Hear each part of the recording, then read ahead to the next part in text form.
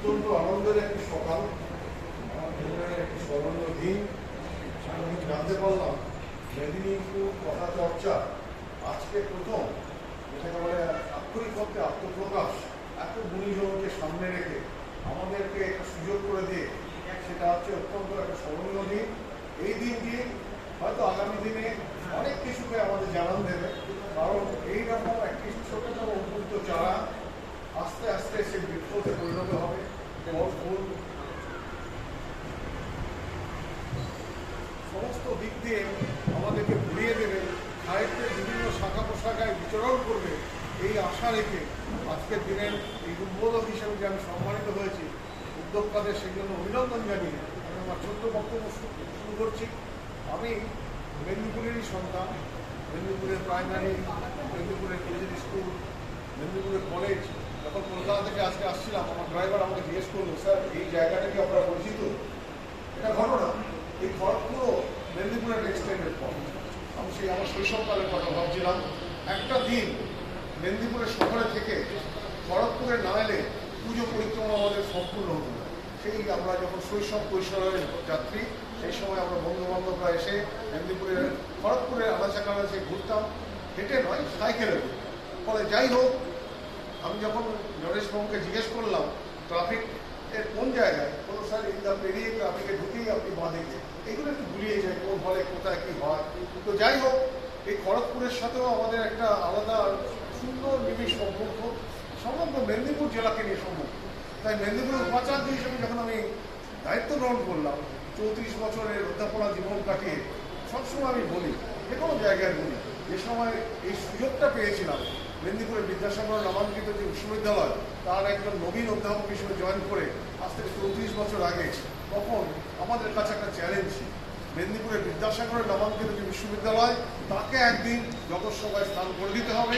প্রত্যেকে আমাদের নিজের মতো নিজের জায়গা থেকে আমরা সংগ্রাম করব, আমাদের যেটুকু ক্ষমতা আছে।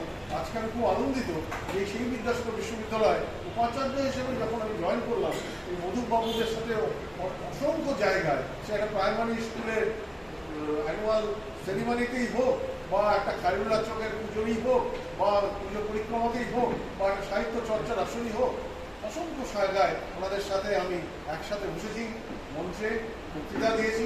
বক্তৃতা আমি যখন দিই, তখন আমি হৃদয় থেকে দিই, কোনো রকম আনুষ্ঠানিকতা বা যেটাকে বলা হয় প্রিপেয়ার করে যে দেওয়া, সেটা দিই না।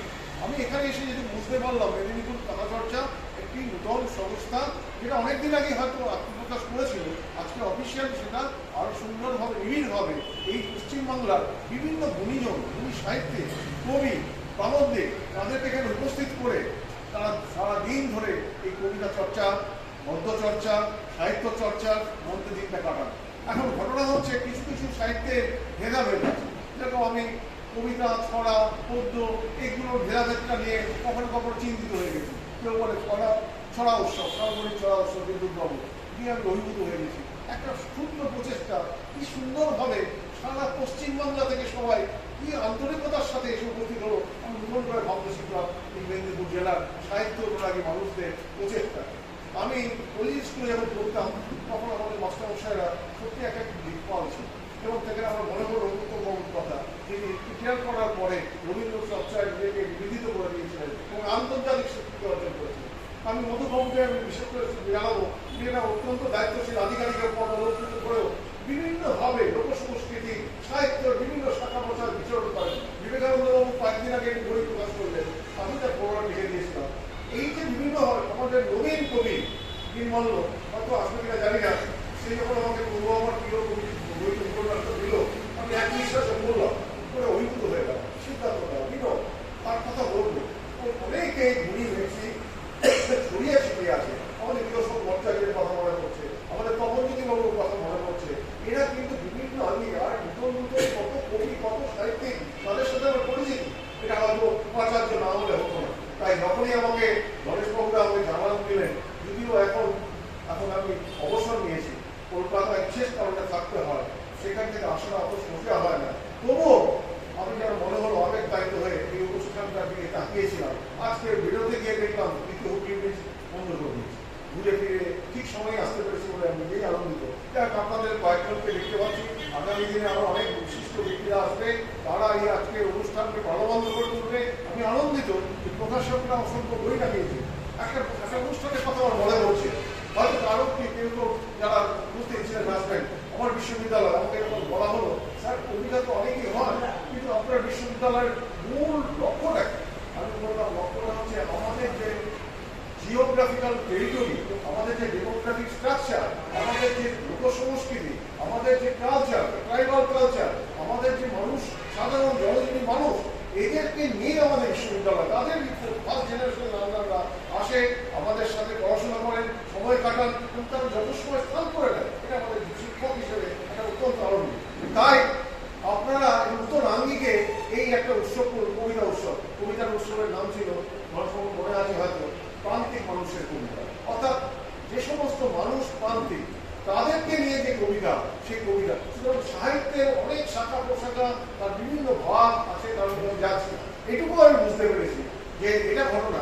প্রথম কথা আপনার নিজের জায়গাটাকে চিনতে হবে, যেটা একটু অল্প পরিসরে মধুবাবু আমাদের চিনিয়ে দিয়েছে গদ্যের আমাদের ইতিহাস, আমাদের গদ্যের ইতিহাস, আমাদের উড়িষ্যা, আমাদের বিহার, পান্তবর্তী রাজ্য, তাদের যে প্রভাব এবং এখানে আমাদের যে মনীষীরা রয়েছে তাদের কথা মনে করে দিয়েছেন। বিদ্যাসাগরের কথা ছেড়েই দিই, যখন আমি গুণময় মান্নার কথা শুনলাম আমার মনটা সচকিত হয়ে গেল।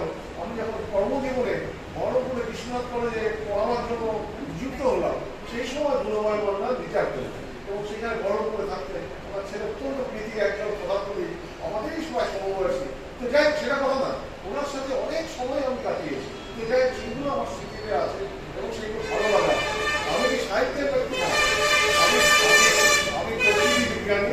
মধুবাবু বলেছেন যে আমার বই, আমার গবেষণা পৃথিবীতে স্বীকৃতি পায়, তার সূত্র কিন্তু আমি সাহিত্য অনুরাগী। আমার একটা কথা আপনাদের বলি, সবচেয়ে প্রিয় জায়গা কলকাতা শহরে, সেটা আমি কলেজ।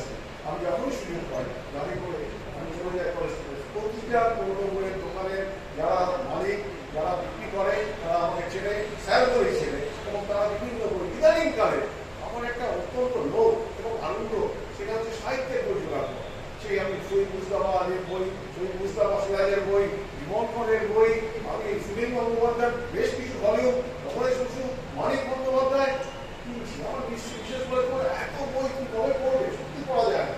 আমাদের অনেক কিছু দিয়েছে বিজ্ঞান, আমাদের অনেক কিছু কেড়ে নিয়েছে বিজ্ঞান, সেটা আমি সবসময় বলতে চেষ্টা করি। আজকের মতো একটা অল্প পরিসরে এই সুন্দর সকাল আমাদের পেতাম না যদি আমরা বিজ্ঞানের দাম হিসেবে মুঠোফোনের মধ্যে দিয়ে বিরত রাখতাম। মুঠোফোন আমাদের সমস্ত কিছু কেড়ে নিয়েছে, সেই আমাদের আবেগ, সেই আমাদের শৈশব, সেই কৌশলের হাতছানি, সেই আমাদের আকাশ বাতাস খেলার মাঠ, সেই আমাদের দাপিয়ে সাঁতার কাটা, সেই আমাদের দুর্গা প্রতিমা দর্শন করা ইত্যাদি ইত্যাদি কোথায় হারিয়ে গেল সেই শৈশব কৈশোর দিনগুলো? সেগুলো কে ফিরিয়ে দিতে পারবে? সেগুলো ফিরিয়ে দিতে পারবে আপনাদের মতোই সাহিত্য অনুরাগী ব্যক্তিরা। তাদের মতো করে আপনারা স্মৃতিচারণা করবেন। আপনাদের বিভিন্ন প্রবন্ধের মাধ্যমে তরুণবাবু বসে আছেন, জিজ্ঞেস করলাম অত্যন্ত প্রথমশালীর একটা প্রবন্ধ পড়লে এবং ইদানিংকালে কিছু প্রবন্ধ বই সংকলন, আমি কয়েকজনের সাথে কথা বলছিলাম।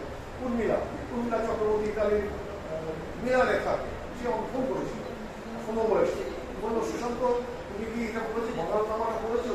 আমাদের মানে তপন রায়চৌধুরী, জানো আমার হচ্ছে কাকা, আমার পিতৃভাষা জমিদার বাড়ির আমরা অংশ, ইত্যাদি ইত্যাদি। বাংলা পড়লাম, আপিরা চাপিরা পড়লাম। কবিতে যে আমাদের স্মৃতিগ্রন্থ, প্রবন্ধ, এইগুলো কিন্তু কোনো বিকল্প নেই। নতুন করে আমাদের ভাবায় এবং নতুন করে আমাদের নতুন করে দিক নির্দেশ করে আমাদের এগিয়ে যাওয়া। আমরা যারা একেবারে জীবনের প্রান্ত সময় চলে এসেছি, প্রায় অনেকেই এখানে বয়স্ক, তাদের একটা মহান দায়িত্ব আমাদের পরবর্তী প্রজন্মকে সাহিত্য অনুরাগী করা, আমাদের সৃষ্টি অনুরাগী করা, যেটা আমরা কলেজ স্কুলের অঙ্গনে আমরা নতুন করে পেতাম। কি সুন্দর ছবি আঁকার সাথে সাথে আমাদের সনাতন বাবুর গানের সাথে সাথে ছেলেমেয়েরা বিভিন্ন বিষয়কে তুলে ধরতে, সেই জিনিসগুলো যারা হারিয়ে যাচ্ছে, আমরা যেন সেখান থেকে বিচ্যুত না হই। যে যেখানেই থাকি, আজকে এইভাবে আপনারা যে সমবেত হয়েছেন, তাদের মতো কোনো জায়গায় আমি বিস্তৃতভাবে বলছি না, আমাকে নরেশবাবু পাঠিয়ে দিয়েছেন, আমি অভিভূত হয়ে গেলাম। একটা ক্ষুদ্র পরিসরে এই আজকে অঙ্কুরিত হল।